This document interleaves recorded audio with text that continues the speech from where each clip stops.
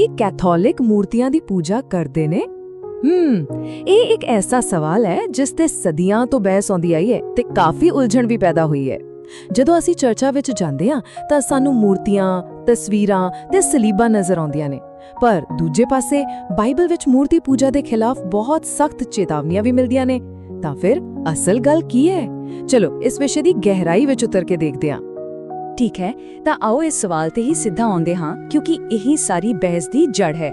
ਇੱਕ ਪਾਸੇ ਇੱਕ ਬਿਲਕੁਲ ਸਾਫ਼ ਹੁਕਮ ਹੈ ਔਰ ਦੂਜੇ ਪਾਸੇ ਇੱਕ ਅਜਿਹਾ ਰਿਵਾਜ ਜੋ ਉਸ ਹੁਕਮ ਦੇ ਉਲਟ ਜਾਪਦਾ ਹੈ।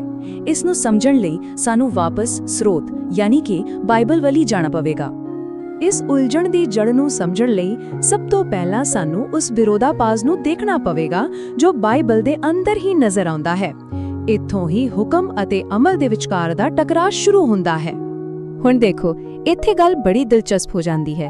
ਇਹ ਦੋਵੇਂ ਹਵਾਲੇ ਇੱਕੋ ਹੀ ਪਵਿੱਤਰ ਕਿਤਾਬ ਵਿੱਚੋਂ ਨੇ। ਇੱਕ ਪਾਸੇ 10 ਹੁਕਮਾਂ ਵਿੱਚ ਬਿਲਕੁਲ ਸਾਫ਼-ਸਾਫ਼ ਮਨਾ ਕੀਤਾ ਗਿਆ ਹੈ ਕਿ ਕੋਈ ਮੂਰਤ ਨਹੀਂ ਬਣਾਉਣੀ, ਪਰ ਫਿਰ ਬਾਈਬਲ ਵਿੱਚ ਹੀ ਪਰਮੇਸ਼ਵਰ ਖੁਦ ਮੂਸਾ ਨੂੰ ਕਾਂਸੀ ਦੇ ਸੱਪ ਦੀ ਮੂਰਤੀ ਬਣਾਉਣ ਦਾ ਹੁਕਮ ਦਿੰਦੇ ਨੇ। ਤਾਂ ਸਵਾਲ ਇਹ ਉੱਠਦਾ ਹੈ ਕਿ ਕੀ ਪਰਮੇਸ਼ਵਰ ਆਪਣੇ ਹੀ ਹੁਕਮ ਨੂੰ ਤੋੜ ਰਹੇ ਨੇ ਜਾਂ ਫਿਰ ਇਸ ਦੇ ਪਿੱਛੇ ਕੋਈ ਡੂੰਘਾ ਮਤਲਬ ਛੁਪਿਆ ਹੋਇਆ ਹੈ? ਇਸ ਬੁਝਾਰਤ ਨੂੰ ਸੁਲਝਾਉਣ ਦੀ ਚਾਬੀ ਅਸਲ ਵਿੱਚ ਸੰਦਰਭ ਵਿੱਚ ਛੁਪੀ ਹੋਈ ਹੈ। ਕਾਂਸੀ ਦਾ ਸੱਪ ਕੋਈ ਇਕਲੌਤਾ ਉਦਾਹਰਣ ਨਹੀਂ ਸੀ। ਬਾਈਬਲ ਵਿੱਚ ਹੋਰ ਵੀ ਕਈ ਮੌਕੇ ਆਉਂਦੇ ਨੇ ਜਿੱਥੇ ਪਰਮੇਸ਼ਵਰ ਨੇ ਖੁਦ ਪਵਿੱਤਰ ਕਲਾ ਬਣਾਉਣ ਦਾ ਹੁਕਮ ਦਿੱਤਾ ਸੀ। ਇਹ ਸਾਨੂੰ ਉਸ ਹੁਕਮ ਦੇ ਅਸਲੀ ਮਤਲਬ ਨੂੰ ਸਮਝਣ ਵਿੱਚ ਮਦਦ ਕਰਦਾ ਹੈ। ਦੇਖੋ, ਇਹ ਸਿਰਫ ਕਾਂਸੀ ਦੇ ਸੱਪ ਦੀ ਗੱਲ ਨਹੀਂ ਸੀ।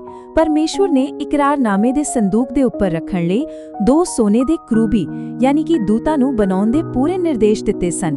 ਸੁਲੇਮਾਨ ਦਾ ਮਸ਼ਹੂਰ ਮੰਦਿਰ ਵੀ ਕਰੂਬੀਆਂ, ਖਜੂਰ ਦੇ ਦਰਖਤਾਂ ਤੇ ਫੁੱਲਾਂ ਦੀਆਂ ਤਸਵੀਰਾਂ ਨਾਲ ਸਜਾਇਆ ਗਿਆ ਸੀ। ਇੱਥੋਂ ਤੱਕ ਕਿ ਹਿਸਕੀਐਲ ਨਬੀ ਨੇ ਵੀ ਭਵਿੱਖ ਦੇ ਮੰਦਿਰ ਦਾ ਜਿਹੜਾ ਦਰਸ਼ਨ ਦੇਖਿਆ, ਉਸ ਵਿੱਚ ਵੀ ਚਿੱਤਰ ਮੌਜੂਦ ਸਨ। ਤਾਂ ਫਿਰ ਅਸਲ ਨੁਕਤਾ ਇਹ ਹੈ, ਬਾਈਬਲ ਦੇ ਮੁਤਾਬਿਕ ਮਨਾਹੀ ਝੂਠੇ ਦੇਵੀ ਦੇਵਤਿਆਂ ਦੀਆਂ ਮੂਰਤੀਆਂ ਬਣਾ ਕੇ ਉਹਨਾਂ ਦੀ ਪੂਜਾ ਕਰਨ ਦੀ ਹੈ।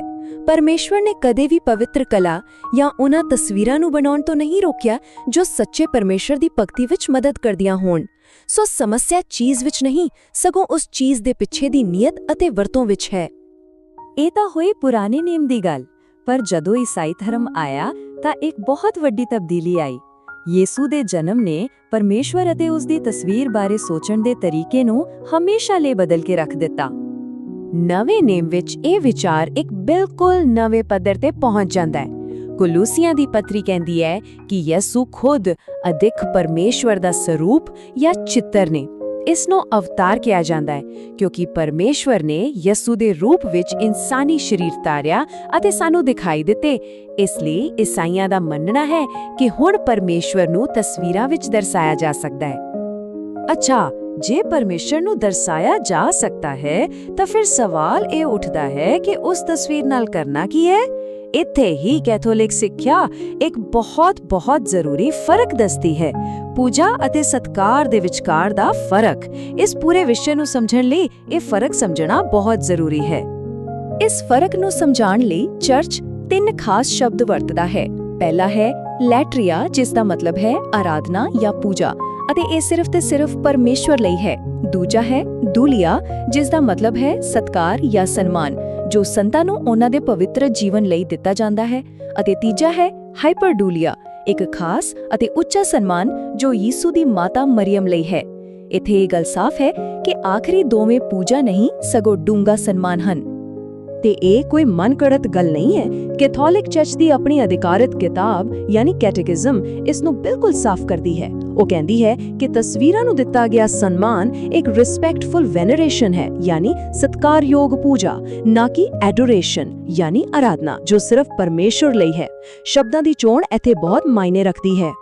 ਪਰ ਇੱਕ ਸਵਾਲ ਇਹੀ ਉੱਠ ਸਕਦਾ ਹੈ ਕਿ ਇਹ ਫਰਕ ਚਰਚ ਨੇ ਸਦੀਆਂ ਬਾਅਦ ਬਣਾਇਆ ਹੈ ਕਿ ਸ਼ੁਰੂ ਦੇ ਮਸੀਹੀ ਵੀ ਇਹੀ ਸੋਚਦੇ ਸਨ? ਜਦੋਂ ਅਸੀਂ ਇਤਿਹਾਸ ਵੱਲ ਝਾਤ ਮਾਰਦੇ ਹਾਂ ਤਾਂ ਪਤਾ ਲੱਗਦਾ ਹੈ ਕਿ ਇਹ ਵਿਚਾਰ ਸ਼ੁਰੂ ਤੋਂ ਹੀ ਮੌਜੂਦ ਸੀ। 8ਵੀਂ ਸਦੀ ਵਿੱਚ ਦਮਿਸ਼ਕ ਦੇ ਸੰਤ ਯੋਹੰਨਾ ਨੇ ਇਸ ਦਾ ਬੜੇ ਜ਼ੋਰਦਾਰ ਤਰੀਕੇ ਨਾਲ ਬਚਾਅ ਕੀਤਾ। ਉਹਨਾਂ ਨੇ ਲਿਖਿਆ, ਮੈਂ ਪਦਾਰਥ ਦੀ ਪੂਜਾ ਨਹੀਂ ਕਰਦਾ, ਮੈਂ ਪਦਾਰਥ ਦੇ ਸਿਰਜਣਹਾਰ ਦੀ ਪੂਜਾ ਕਰਦਾ ਹਾਂ ਜੋ ਮੇਰੇ ਲਈ ਪਦਾਰਥ ਬਣਿਆ। ਉਹਨਾਂ ਦਾ ਮਤਲਬ ਸੀ ਕਿ ਕਿਉਂਕਿ ਪਰਮੇਸ਼ਵਰ ਨੇ ਖੁਦ ਇੱਕ ਭੌਤਿਕ ਸਰੀਰ ਧਾਰਿਆ, ਇਸ ਲਈ ਭੌਤਿਕ ਚੀਜ਼ਾਂ ਨੂੰ ਵੀ ਪਵਿੱਤਰ ਕੰਮਾਂ ਲਈ ਵਰਤਿਆ ਜਾ ਸਕਦਾ ਹੈ। ਅਤੇ ਇਸ ਤੋਂ ਵੀ ਪਹਿਲਾਂ ਚੌਥੀ ਸਦੀ ਵਿੱਚ ਸੰਤ ਬੇਸਿਲ ਮਹਾਨ ਨੇ ਇੱਕ ਬਹੁਤ ਹੀ ਕਮਾਲ ਦਾ ਸਿਧਾਂਤ ਦਿੱਤਾ। ਉਹਨਾਂ ਨੇ ਕਿਹਾ ਕਿ ਜਦੋਂ ਕੋਈ ਕਿਸੇ ਤਸਵੀਰ ਦਾ ਸਨਮਾਨ ਕਰਦਾ ਹੈ ਤਾਂ ਉਹ ਸਨਮਾਨ ਉਸ ਲੱਕੜ ਜਾਂ ਪੱਥਰ ਤੇ ਨਹੀਂ ਰੁਕਦਾ, ਸਗੋਂ ਉਸ ਵਿਅਕਤੀ ਤੱਕ ਪਹੁੰਚਦਾ ਹੈ ਜਿਸ ਦੀ ਉਹ ਤਸਵੀਰ ਹੈ। ਮਤਲਬ ਤਸਵੀਰ ਸਨਮਾਨ ਪਹੁੰਚਾਉਣ ਦਾ ਇੱਕ ਜ਼ਰੀਆ ਹੈ, ਮੰਜ਼ਿਲ ਨਹੀਂ। ਠੀਕ ਹੈ, ਅਸੀਂ ਬਾਈਬਲ ਦਾ ਸੰਦਰਭ ਦੇਖ ਲਿਆ, ਧਰਮ ਸ਼ਾਸਤਰ ਨੂੰ ਸਮਝ ਲਿਆ ਅਤੇ ਇਤਿਹਾਸ ਵੱਲ ਵੀ ਨਜ਼ਰ ਮਾਰ ਲਈ, ਪਰ ਅਸਲ ਜ਼ਿੰਦਗੀ ਵਿੱਚ ਇਸ ਦਾ ਕੀ ਮਤਲਬ ਹੈ? ਇੱਕ ਆਮ ਵਿਸ਼ਵਾਸੀ ਲਈ ਇਹਨਾਂ ਤਸਵੀਰਾਂ ਦਾ ਅਸਲੀ ਮਕਸਦ ਕੀ ਹੈ? ਇਹਨਾਂ ਨੂੰ ਅਕਸਰ ਸਵਰਗ ਦੀਆਂ ਖਿੜਕੀਆਂ ਕਿਉਂ ਕਿਹਾ ਜਾਂਦਾ ਹੈ?